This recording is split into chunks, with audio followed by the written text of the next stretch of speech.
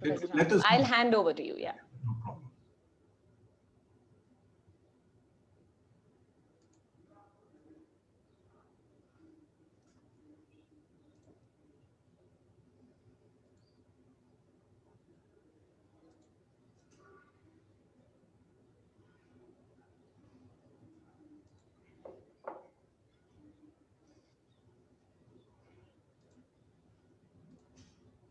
Hello and welcome back. We will now be having a masterclass on the farming risk matrix and how to address it, led by experts in the space, Professor Shambhu from IRMA and Dr. Ajit Kanitkar from Vikas Navesh Foundation. Over to you, Professor Shambhu. Thanks a lot, Michael, and welcome to all of you for this masterclass. Um, so what we will try and do today is, I'm a professor at the Institute of Rural Management, Anand, and we have with us today Ajit Kanitkar, who's a senior researcher at the Vikas Navesh Foundation. Uh, so what we're going to try and do is talk a little bit about the issues relating to risk in agriculture and what does it mean for startups? Many startups are entering the agriculture space. So there are two pictures post-pandemic that is very vibrant for us. One is the story of the fact that despite growth rates being negative in most other sectors, agriculture has done reasonably well. And around the same time, we are seeing lots of newspaper reports about a great amount of interest in agricultural startups, including the language of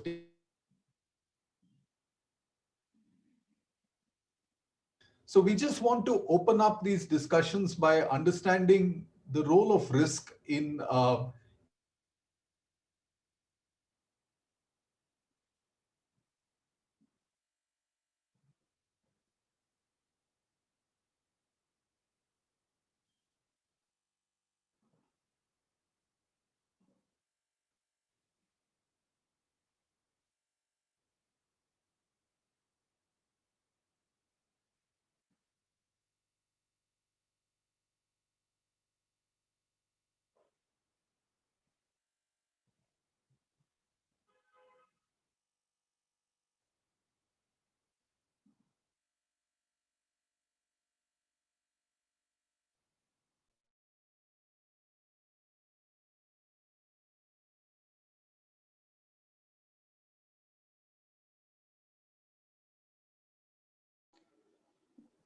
yeah, Professor, I think sorry we're about the loss of connection briefly.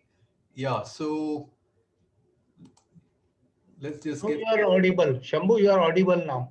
yeah, I think, yeah, the net had gone off strangely for 30 seconds or so. So what we're going to talk about today is the farming risk matrix and how to address it.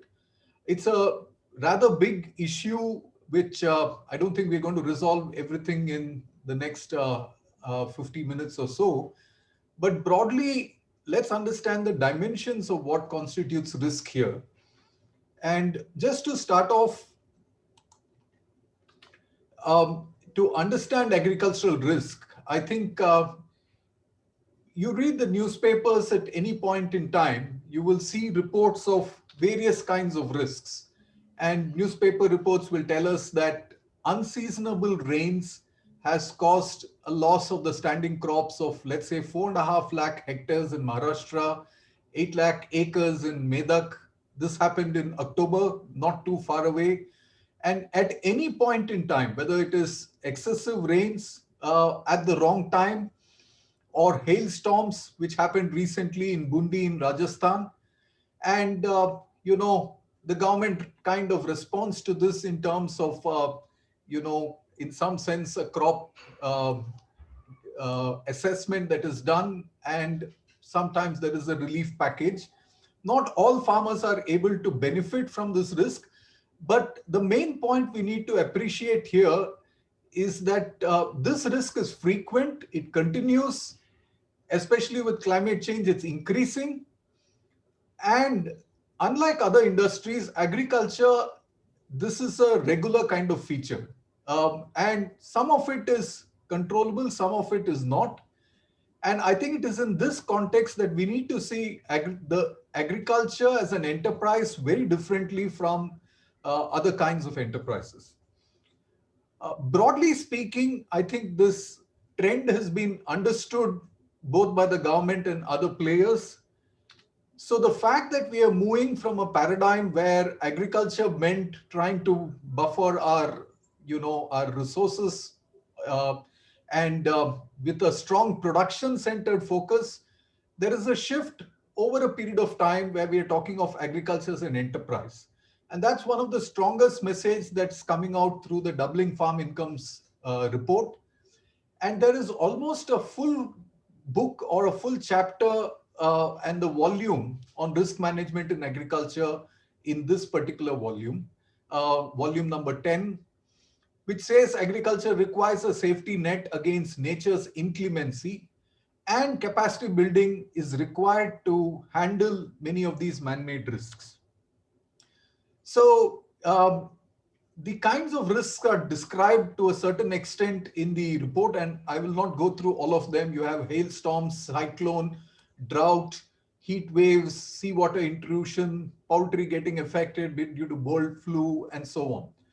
And it is an estimate, some studies have been done on earlier times. So sometimes 30% of the farmers in India sometimes indicate a certain kind of production risk that they face during the cropping season.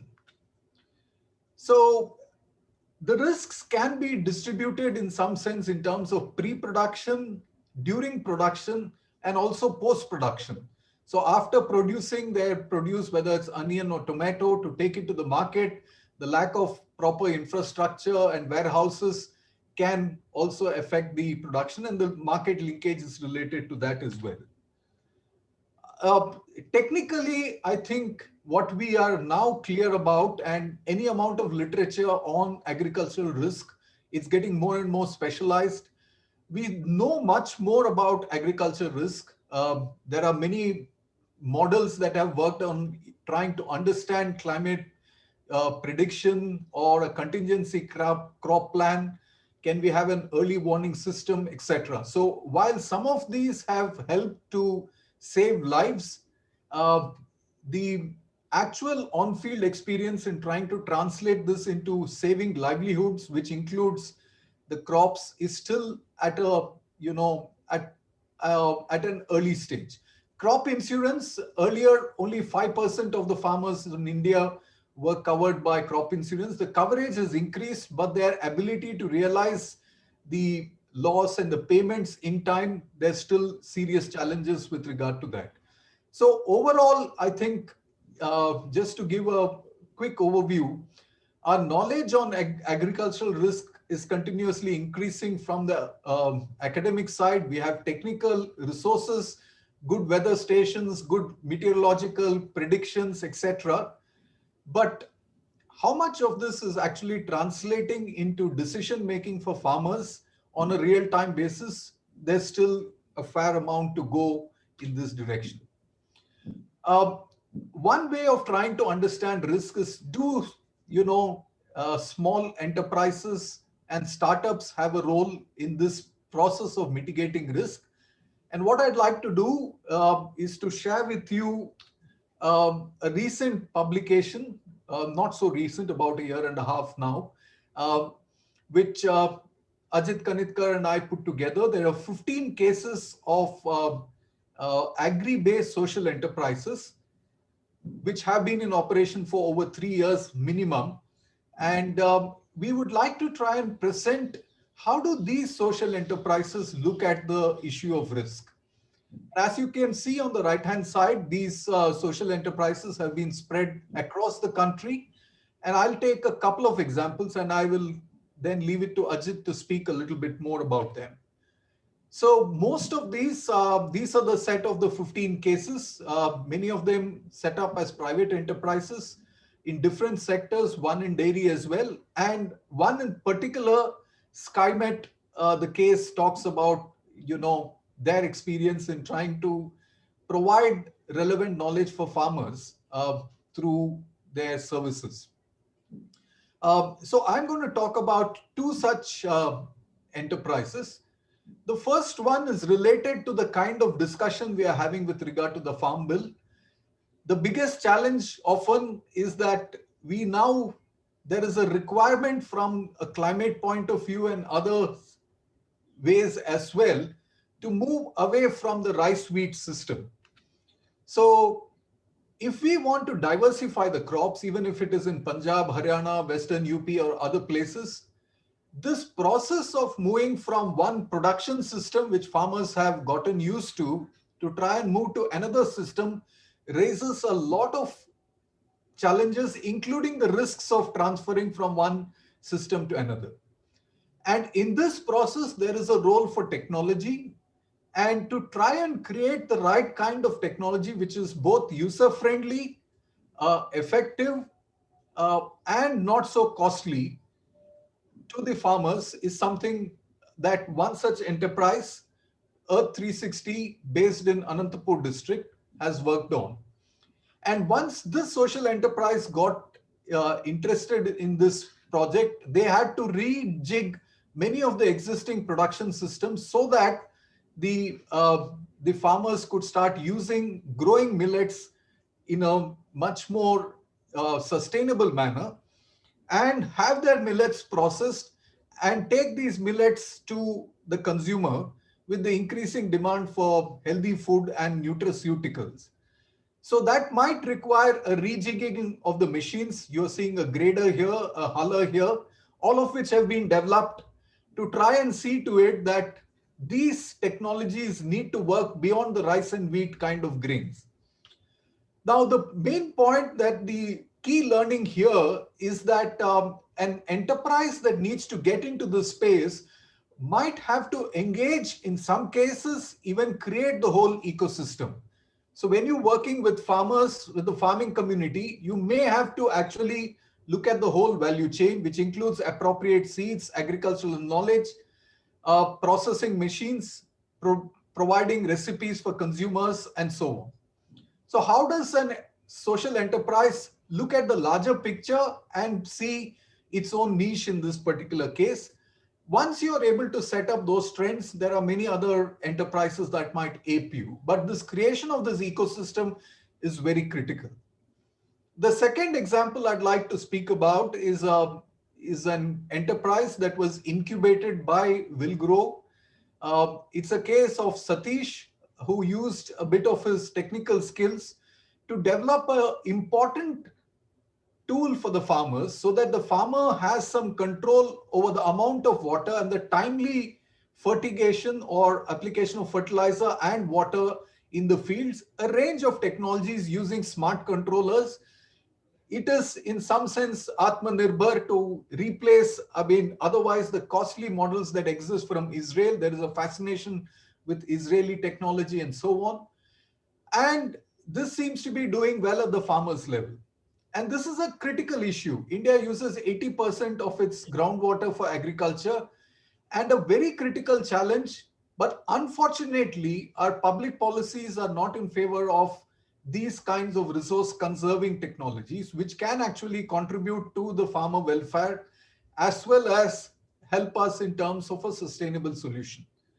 So here's a case where, this can help mitigate risk for the farmer, but the incentive structure to try and make this amenable for a larger uptake is partly dependent on the kind of public policy support that is there, including the subsidy regime and the disincentive in terms of free power available, which encourages an excess use of water and so on.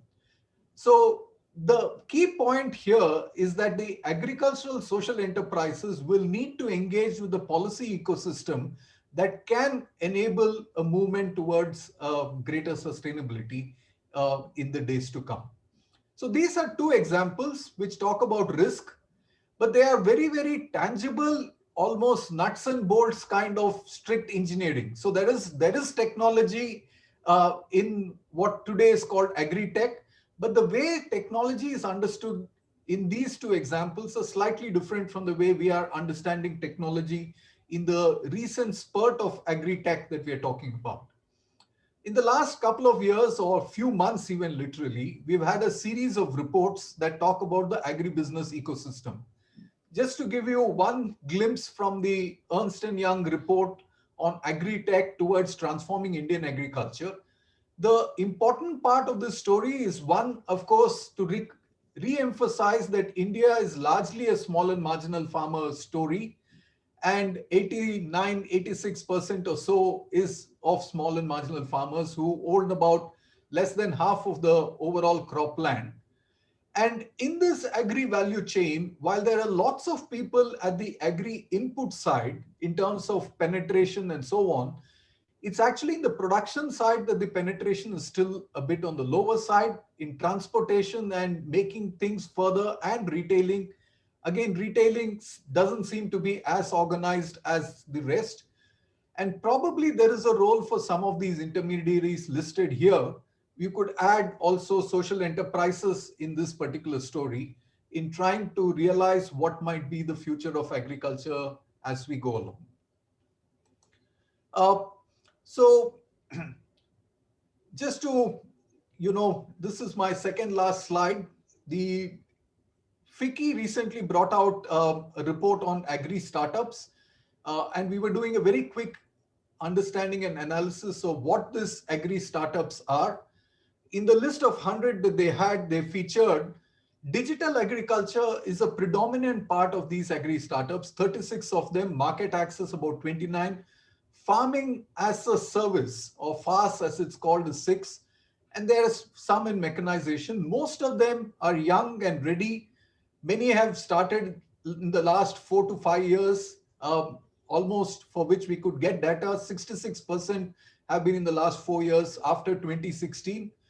The NASSCOM report talks about 450 agri-based startups receiving a significant investment over a period of time, and the potential of these startups to be make in India for the world. Now, the thing that we need to look at is, while the potential is huge, we also need to ask this question, what's in it for the farmer? Because sometimes the reportage does not indicate how many farmers have they been able to impact. There's often a reporting of how much capital they've been able to raise, and what kinds of farmers are these startups able to link up with. Where is the small farmer? It's still very early days, but this is the context in which we would like to look at risk. And I would like to suggest, and I've mentioned this earlier, that there are policies, and you need to look at the need for investment in certain policies and also disincentives against unsustainable practices, which can open up the space for greater sustainability. So the Farm Bill's case is almost a very polarized debate between people who are totally for it and people who are totally against it. I think it's important for us to explore this middle ground. And this actually is a space where it's a long haul. It's not going to happen in 1 year, 2 years. If you want a crop diversification for the farmers in Punjab, it's a 5-year, 10-year project. So it's the long haul of building this enabling ecosystem for farmers towards value so that their incomes are enhanced, as well as issues of sustainability. So the Natural Farming Coalition, for instance, is working extremely hard to mitigate risk by reducing the inputs involved in agriculture. So one of the better ways of increasing farm incomes might just to work around the issue of inputs. And how can that lead to greater soil organic carbon, and sustainability is an issue. So in this broader theme of Will Grow talking about remodeling for resilience, a very important part of how we look at risk mitigation in future might be the need to include farming community in these experiments of collective experimentation. And much of the literature on innovation talks about the necessity for collective experimentation and adaptation. We are talking about behavioral changes in farming systems and farmers' practices. And I think that cannot happen if farmers are not involved in these collective processes. And in this, newer institutions are required. FPOs, even possibly contract farming, social enterprises, as startups, they have to work towards working with small farmers to enhance their livelihoods and incomes. So this is what I'd like to share at this point in time. Mikey, do we have any questions as of now before we move on to Ajit, or can we just go Uh, ahead? no, I think you can go ahead, Professor. We don't have it at this point. Okay, Ajit, you may also want to use this opportunity to present the key learnings you've had with regard to the book. I can show this book for the participants here, and how have many of them looked at risk? Yeah. Thank you, Shambhu. Thank you to organizers in Wilgrow providing this opportunity. In a way, this is a new experiment, unconventional approach for us where we are faceless in terms of the number of participants who are in front of us. We are only three of us, actually me and Shambhu, we are seeing one another, and Maithili we saw in the beginning. But nevertheless, I hope that you are sort of actively listening and listening to this session, and hopefully you will also contribute some questions to Maithili, which we can respond to. Uh, I'll add a couple of points to what Shambhu sort of shared in terms of the canvas for agriculture and the risk elements into that. If we consider agriculture as an enterprise, all of us want that to happen. That agriculture not just as a livelihood and a kind of unsustainable proposition, but agriculture as a thriving business opportunity for large number of small farmers. And Shambhu rightly emphasized the word small farmer at the end, because if we are a group of social entrepreneurs, I think the word social gives us an additional responsibility to focus on our clientele in terms of our focus as to whom do we exist for. Otherwise, we would not be calling ourselves as a social enterprise. We would call ourselves as an enterprise. We could call ourselves as a private sector enterprise. Nothing wrong in that. We could call ourselves also as a limited partnership, or a MNC, or an Indian MNC, or a multinational corporation. All of them are contributing for betterment of agriculture. But if we are calling ourselves as a social entrepreneur for agri space, then I think emphasis on small farmer is important. And there I would like to add three A's: A for Apple or A for Amul, as all of us know. A for Amul, probably I would like to sort of emphasize. The three A's that I would like all of us to sort of recall when we are talking about social entrepreneurship is access, assurance, and affordability. I repeat these three A's: access, assurance, and affordability. Now, a social enterprise that the group of 15 social enterprises that we studied in the volume that Professor Shambhu shared, we did that 15 months back. All of them are ensuring that there is access to small farmer, because in many of the government schemes, in many of the large bilateral as well as multilateral projects, in many of the CSR partnerships, yes, some positive things do happen. But we also have realized that the small farmer gets really excluded, not by design, but the overall emphasis of the project is geared towards large farmers, resource endowed farmers, maybe a 5 acre wala or a 10 acre wala, somebody who has got irrigated land and fertile land, and of course somebody is doing cash crop cultivation. So access to whatever intervention that a social enterprise is intervening, I think that's very important. Now that access also comes with an element of assurance, and that assurance is in terms of continuity of operations, what normally we call it sustainability. That as a social enterprise, I can offer good organic manure, let's say for one season, but farming is an ongoing entity.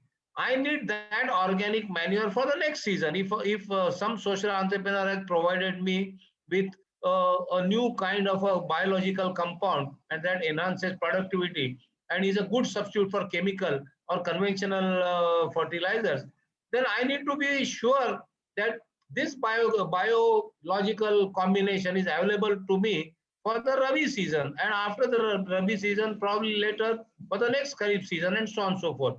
So this assurance also is very important. Many times this assurance also is related to the quality, because if social enterprise is trying to provide a value added service, the social enterprise must also ensure that it is of top quality. Just because it is for small farmer, it cannot be of a ghatiya quality or of a low quality. It has to be of top quality. So the challenge to just provide access, not to provide access in terms of inputs or fertilizers or price support mechanism or to market, but that access is sustainable, is clearly assured week after week, season after season, probably year after year. But a third factor also is important, and that factor is of affordability. Because many social enterprises will bring in some value addition. They will make it accessible to the last mile, as the one is calling in delivery of services. They will make it sure that it is of the right quality. Farmers are able to get the good quality that is available otherwise in the competitive market. But if it is very, very expensive, if it is expensive than the conventional options, then a small farmer would not be able to afford it. So it's a kind of a triple challenge. Now, one would say, many of you sitting in this social enterprise session would say, why are you asking, why are you telling all these three things? It's precisely the reason that because we are in a social enterprise session organized by Will Grow in this unconvention, these are the three added expectations from us as social enterprise. That are we providing sufficient access to those who otherwise did not have access to services? Are we providing these services, products, technologies at an affordable price? For example, Shambhu mentioned about the flybird equipment. Now, there are equipments available in the market at 50,000 rupees, 1 lakh rupees, 2 lakh rupees, which are imported from Israel and couple of other countries. Now, uh, Satish's contribution is that the same technology, he is able to provide it at 7,000, 10,000, 15,000, 25,000 rupees. And it is giving the same results. Just because it is available at 25,000 rupees does not mean that it is not giving the desired output. It is providing the best quality of smart sensor controlled irrigation, the right kind of quantity of water that a crop needs depending on the local context, and it is available at 25,000 rupees. In the book, we have an interesting case study of a lady entrepreneur, again from Karnataka. Now, she is providing mini equipment. The goal is to provide equipment such as tractors and other farm equipment to women who are otherwise not reached by the mainstream agri-tech companies. So the first goal is to reach women. Access is very important. The goal also is to reduce drudgery that many women have to encounter while they do agriculture operation. But at the same time, they also have to have this equipment affordable in the range of 2,000, 5,000, 10,000. Otherwise, a woman cannot have the luxury of, or she will think 10 times to buy a tractor of, let's say, 4 lakh rupees or 6 lakh rupees. So a tractor like equipment or another equipment which does that job, if it is available at 25,000, 50,000, 60,000 rupees, a woman is likely to buy that because it saves her efforts, it saves her drudgery, it increases her productivity, at the same time it is affordable. So as social entrepreneur, we need to focus on the three A's, as I said: access, assurance, affordability. My last 2 points before we sort of have it for Q&A are looking at risk also in a kind of an opportunity framework. Because one of the topic or one of the point that we also have to discuss in this 1 hour session with you is that while risks are plenty and Professor Shambhu sort of mapped that right from input up to market, the last 2 years of the havoc that we have seen have opened up many possible opportunities. And I would just highlight 3 or 4 such opportunities. One is that increasingly one is realizing, especially in the urban market, in selected urban market, it might not be an all India huge phenomenon, but increasingly consumers who are aware now realize that it makes sense to buy local. Why should I buy a Dawat rice which is produced in far away state of Punjab, Haryana, Chandigarh, Western Uttar Pradesh and Madhya Pradesh? And why should I have a basmati rice down south in Pune or Bangalore or Madurai? Can I have a local rice which is more good, which is better in terms of nutrition, which is better in terms of local flavor, which is more sustainable from the dietary point of view? Many of them are talking as grandma's food. So people are thinking of going back to grandmother's food, what we used to consume, or what the food that was being consumed 40, 50 years back by our grandparents, by our neighbors, and that food is quickly vanishing from our diet, from our eating plate. So if one is able to bring back that food, and where would that food come from? That food would come back from the local ecosystem. If I want to have ragi, then I need to go to North Karnataka and I need to have ragi in North Karnataka. There is no fun in having wheat in North Karnataka.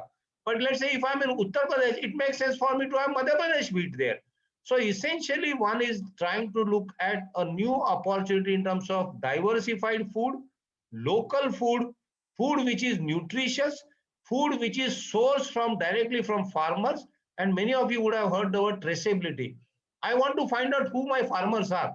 Whatever I'm eating every day, whatever I'm my monthly ration, maybe let's say for 3,000 rupees. Am I able to trace it? Many of you would have seen it in handloom and handicraft. Because the moment you buy a handloom or a handicraft piece, there's a story attached to that, that this piece has come from West Bengal. XYZ artisan has made it. Or this particular shawl has come from Assam and XYZ lady has made it. Similarly, people are increasingly getting interested in traceability in terms of having a nutritious, rich food, not just in terms of calorie, but in terms of dietary practices, and therefore interested in diversification of food which is locally produced. So there is a huge opportunity in that. So I think with this last 15 months of havoc, there is a kind of an opportunity to look at market initially in a niche manner, but also to look at this as a big opening of opportunity. The institutional format is providing us a new opportunity. So while small farmers are disaggregated, the opportunity to counter this risk is to organize them. And Professor Shambhu talked about farmer producer institutions. They could be organized, they could be joint liability groups, they could be informal association, they could be weekly farmers market that one is seeing getting organized in cities. So there could be a variety of formats. There is not a single format. There could be cooperatives, there could be kind of a tie-up between big residential gated communities and neighboring villages, what they are calling as urban farming, urban and rural farming. So there could be various models. So risk in terms of risk in terms of farmers getting disaggregated also has to be countered by this aggregation and aggregation of farmers. New technological platforms are opening up. A couple of days back, you would have seen e-market, ENAM, Yeah. national market is kind of opening up. And therefore, that also is a possibility.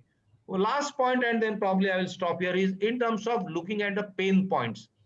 While we are talking about risk, I think as social entrepreneurs, we could also look at the value chain and identify what are the pain points in the existing value chain which actually create a risky situation for the farmer. I'll quote one example and I'll stop here. We studied recently a group of 20 entrepreneurs. One of them is an engineer, IT engineer from Nasik. He actually shadowed a farmer. He used the word shadow. We had interview with him twice. He said, I shadowed the farmer. And what did he find out in shadowing?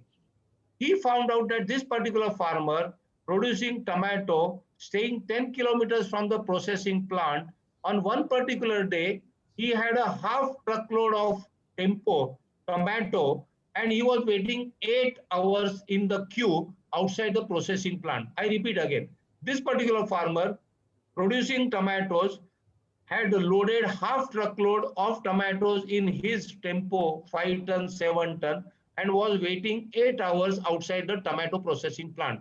That was the pain point this social entrepreneur identified after 3 months. He said that why is that farmer, will he focus on manufacturing producing, or will he focus on will he spend his time or waste his time outside the queue in the, and likewise there were some 80 such small vehicles. Pain point number one, 8 hours wasted. Pain point number two, each truckload or each tempo was half loaded. 25%, 30%, max 50%. So 5 ton vehicle was 50% loaded, rest, and while going back, it was going khali, it was going empty. Now, based on these two pain points, which are essentially creating more risk, more inefficiencies for the farmer, this particular social entrepreneur has come out with an algorithm which will harmonize and which will bring efficiencies in the supply chain system. I'll stop at this example. There are many such examples, but the point to be noted here is that along with the risk, one should also look at opportunities. While providing opportunities, we need to look at, is my business proposal or business proposition providing access, assurance, and affordability to a small farmer? and what are the new opportunities that are opening up, and is my social enterprise targeting or is cognizant of those opportunities. I stop here, and we take questions, your comments. Professor Shambhu is sort of collating them. Thank you. Thanks a lot, Ajit. We have three questions. Ajit, I'll start with the first two and I'll probably respond to them. And the third question is directly about opportunities in Maharashtra, which I will encourage you to respond to. So the first question is, can building an agri stack help to reduce risk, but making information more easily available? Um, so my response to it is that I think the agri stack is still an emerging infrastructure. Um, the key thing is technically yes, but for any kind of technical solution, social acceptability is very critical. And I think if anything that the farm protests have told us is that we may build the best solution, but if we do not consult our stakeholder, we will be spending much more time trying to say, hey, we've got a great product, please take it. And the option essentially, and I think that's the learning that we have to say, even the building of the agri stack or the farm bills, etc., might be it was done in a situation where consultation was more difficult, but without the involvement of the farmers, the agri stack issue is still a concern. The second point, and I think some people have been raising this concern about data and the privacy of data. So while all of us feel very concerned about our data privacy with WhatsApp or Twitter or wherever, I think the farmers have the same kind of rights with regard to their data privacy. Are we in this process ensuring that the information that is there is accessible to the farmers? Second, is this decision making, and we have two scenarios. In a normal business as usual system, we are developing good algorithms and having the advanced technology to enable decision making. But this decision making, is it going to be in Bangalore, Hyderabad, Pune, Delhi, etc.? Or is it going to reside with these farmer producer organizations, the local startups and local institutions? It could even be a rural entrepreneur. And if this decision is in the hands of the rural entrepreneur, I think we are also solving the problem of issues of livelihoods there. So how do we bring this digital revolution and move it towards, bringing a human element to it in the rural areas? I think that requires, that's why we're using this word collective experimentation. Let's do these experiments with farmers, and any kind of study on systems thinking or complexity theory will tell you that to understand risk, because there is a lot of uncertainty involved, the best way to mitigate risk is to involve more number of stakeholders in experimentation. That kind of relates to the second question also, how to enable technology adoption for small and marginal farmers. And maybe I might even encourage Ajit to reflect a bit on the experience that you've had with Go for Fresh, having visited farmers again in Maharashtra. You can take that together. The key element in terms of enabling these technology adoption is the ability to continuously learn from what the situation is there. So many people, all the 15 entrepreneurs that we talked about, had a process in which initially they started with something, the farmers and the experience they had gave a different kind of feedback, they had to tweak it and continuously innovate. I mean, if Ajit was mentioning about Kamal Kisan, they are now talking of almost the 50th product that they have developed to try and understand a different set of clientele. And I think this dialogue, any process of technology adoption needs to have this continuous iteration. And it's quite possible in some cases you develop a perfect product which you can scale ad infinitum. But if it is in the production sides, which involves farmers also using this in some sense, providing real-time data, I think we do need to involve the farmers in taking technology to people. Ajit, the third question has to deal directly with FPOs and FPCs.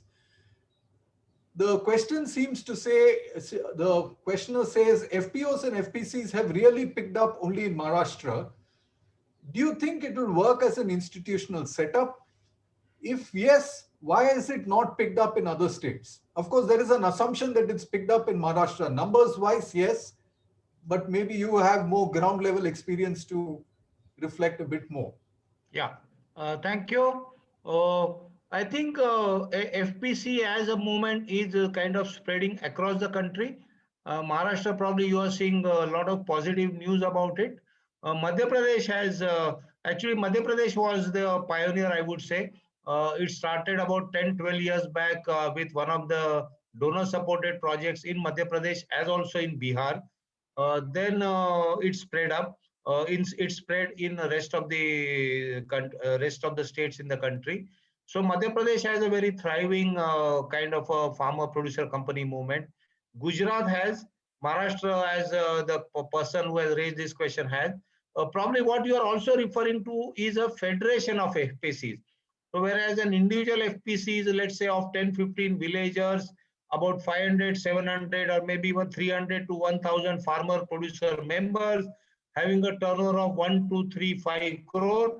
And there is a kind of an apex where the primary, the FPCs kind of belong. Karnataka has a reasonable number of FPCs, and so also many of the southern states. In Bihar, a good number of FPCs have sort of been promoted as a part of the Bihar Livelihood Project. Same in Jharkhand as well as in Orissa. So I think FPC as a movement is slowly picking up. I think we'll have to sort of ensure that multiple institutional formats promote. Because at the end of the day, let's assume that today on 18th of February 2021, as per the government order, there are 10,000 FPCs. And 10,000 FPCs, each FPC, let's have 5 crore turnover. Still, we are talking about 50,000 crore turnover of FPCs, assuming there are 10,000 FPCs today. And now compare it with the agriculture market in the country. Compare it with 50,000 crore with the overall agriculture trade in the country. Is it 1/10th? Is it 1/20th? Is it 1/30th? I'll leave that number calculation to you. It will be still insignificant, even assuming that 10,000 FPCs are doing a 500, each of them doing a 5 crore business. As of now, as per our estimate or my personal estimate, there are about 400 good FPCs doing an average turnover of about 3 to 5 crores max. So the size of the FPCs in terms of their business activity is really small. Even if 10,000 FPCs do a 10 crore business, that will be itself a small. But then the question comes that FPCs can actually do a market change. They can actually start playing with the market because FPCs are there. Farmers have options. Now, one of the point that we should also talk about in risk is risk mitigation. Farmer is we did this, and it might look a little bit of a diversion here, but a couple of years back with my colleague from Vikas Anvesh Foundation, Dr. Pansarkar, we did mapping of livelihoods of small farmers with Pradhan in Madhya Pradesh, and the participants identified 28 livelihood activities, 28 to 8. And the reason for 28 livelihood activities being followed simultaneously in addition to agriculture is precisely the risk mitigation mechanism of the farmer. That if rice doesn't work, if ragi doesn't work, then he has he has a backyard poultry. If backyard poultry doesn't work, he or she goes out to NREGA work site.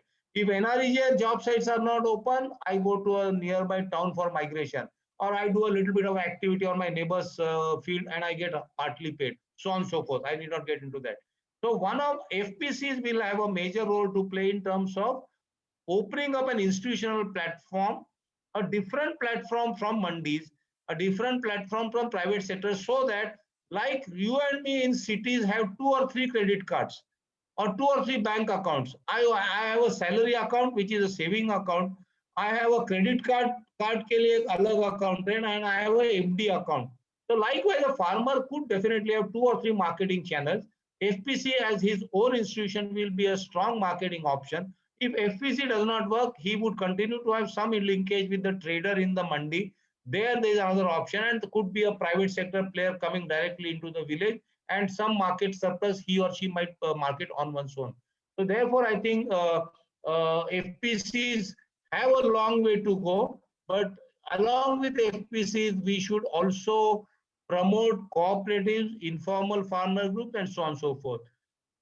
Additional point with reference to technology as to why it is not picked up and how would it get adopted. I think my easy answer to that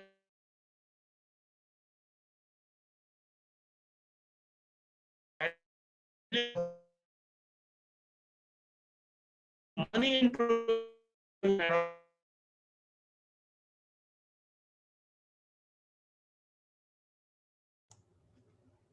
Ajit, you're not audible. yeah. Yes, Am I Ajit is audible not now? audible. Yeah, you're better now. Yeah. Many a time the social entrepreneurs are in too much love with their innovation or new practices. So they will have to sort of keep aside this love or too much involvement a bit and go to the farmers and check whether the innovation that they have done in terms of value addition to the farmer, is the farmer seeing money into it. If the farmer is seeing value into it, I think the farmer will definitely adopt to that. A line on that: a couple of years back, when system of root intensification or rice intensification was going on, there were a number of technology innovators who came with rice transplanters. Now, I am not a paddy farmer, but my first impression looking at those paddy transplanters was that they were too heavy. Our fields are not uniform. They are not 10 acre by 10 acre. There are small fields here, there are small fields there, undulating land, something up, something middle, something down. Now, how does that woman farmer lift that heavy rice transplanter? It doesn't have wheel. It doesn't have mechanism so that it can be lifted from one farm to another farm. It is heavily fabricated. It is really sturdy. It is heavily fabricated, but that women farmer actually would need something light. Now, if I'm going to encourage that women to adopt this paddy transplanter or rice transplanter or for the SRI practices, it's very unlikely that women will nod. They will take it as long as it is available free. But in reality, they will not take it because it is difficult to adopt. So one way to sort of get this adoption done is to ensure that it is accepted and farmers see value into it. The moment farmers see value into it, farmers will buy it. And again, this is a stupid example. I'm just putting it on throne. Was there any World Bank project or a government of India project to sell this? Now India has 100 crores such silly instruments, silly or clever or smart instrument. There was no market, there was no marketing grant, there were no social entrepreneurs. It came because all of us saw value into it. Somebody We lose, we've lost you, Ajit, again. Can't hear you.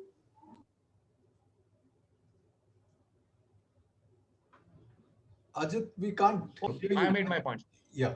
Okay. So thanks, Ajit. I think we'll come back to it. Just a quick point on the question on FPOs that has been raised. I think the issue essentially is one is that the FPO ecosystem is still evolving. It's still young. Uh, Maharashtra has clearly the highest number of FPOs in this country, followed by Uttar Pradesh. But I think the institutional architecture is interesting in some other states as well. The state governments are likely to play a more important role with time. And we still have to see how it's going to pan out over a period. How many of these FPOs are really sustainable? And that's actually a work that we are now currently engaged in trying to form the next volume of the Farming Futures series, where we're going to now look at probably 20 to 40, 20 such FPOs across the country and do detailed case studies to understand, how have they dealt with issues of market risk, maybe even the pandemic, what was the response to that, and so on. So, Ajit, we have about 10 minutes time more. So, a question that I would like to pose to you, and we could discuss this a bit further, is how do you see, what do you think is going to happen possibly in the next decade with regard to risk mitigation mechanisms? You visited farmers' fields, you've gone to a few conferences where um, this discussion of farmers and their risk and vulnerability is spoken about. How do you see this panning out in the next 10 years? I think, thank you.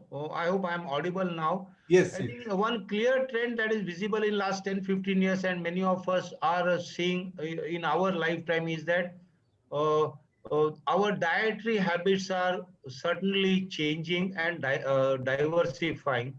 Maybe 15, 20 years back, fruits and vegetables, probably I'll restrict it to fruits. Fruits were not available and fruits were seen as the diet of the rich. Now you travel to any district headquarter or to any block headquarter, you will see at least 20, 30 different kinds of fruits. I think that is a clear distinction and a positive difference that one has seen. I am a vegetarian, but I sort of look at the kind of a non-vegetarian food availability across the country. That also is changing over last 15, 20 years. So I think one clear trend that one is seeing is that as the middle income group in our country is expanding from 20 crores to maybe 30, 40, 50 crores, the country will still have 20, 30 crores below the poverty line, but the middle income group, the citizens in that bracket will increase, and therefore the demand for clean food, as I mentioned, which is typically a demand coming from the rich affluent citizens, but the demand for local food, clean food, traceable food, and diverse food, along with agri and horticultural produce, is going to go up. And when I say horticulture and agri allied, that would also include not just horticultural fruits, but meat, fish, probably other exotic varieties, and therefore the diet will definitely diversify from a staple to a more kind of a multiple kind of thing. And there, the farming community in general will also have opportunities in terms of diversifying. So it's just not agriculture, but it's agri allied. So typically agriculture and maybe a small poultry activity, or maybe in agriculture and a little bit of a orchard.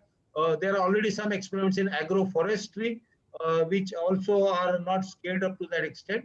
So I think somewhere, I think that is definitely going to happen as we have a larger middle income citizen group who is willing to spend more.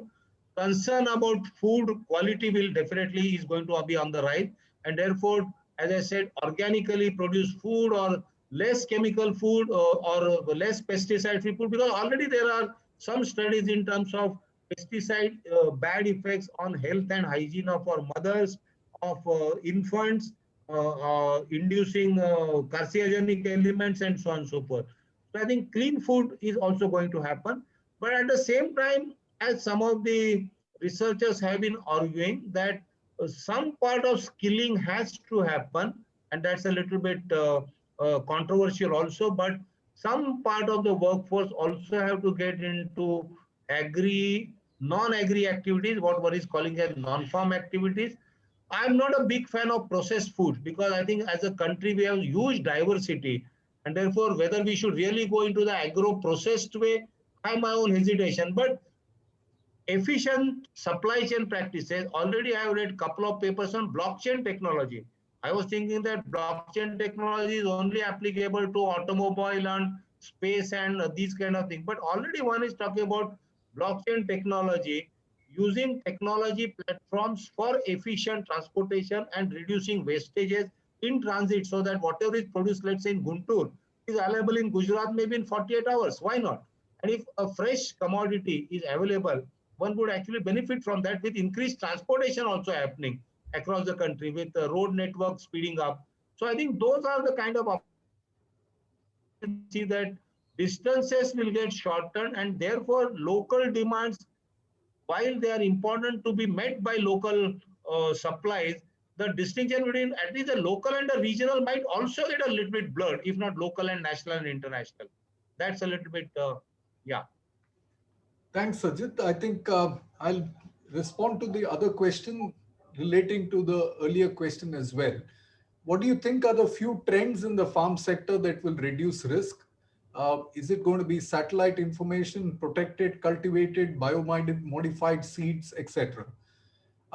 And I think as we attempt to do crystal gazing over a period of time, what's going to happen in the next 10 years or so, it's important for us to do a bit of scenario planning where we look at something that is business as usual, something with some positive trends, and possibly some things with the negative trends. I think this exercise was done with the 12th fire plan as well, where let's look at 3 or 4 different kinds of scenarios and what elements might happen if we go along in the same manner, what elements might happen if we have to take a different path, and so on. And I think as we do this exercise, we are also in a situation where the pandemic has provided an opportunity for us to do a reset, not just to push existing ideas, but an opportunity for us to ask some fundamental questions on, have we got these assumptions right?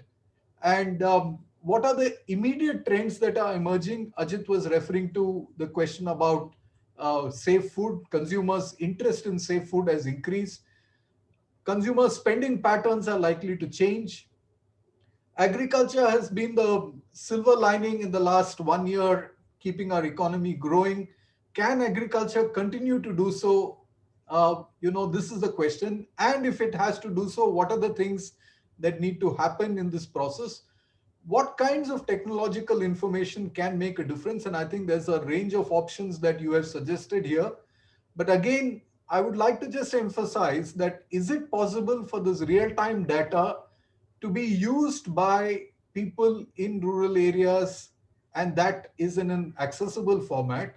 Or, as sometimes there is a concern that this real-time data is far too centralized, and that there are 2 scenarios here.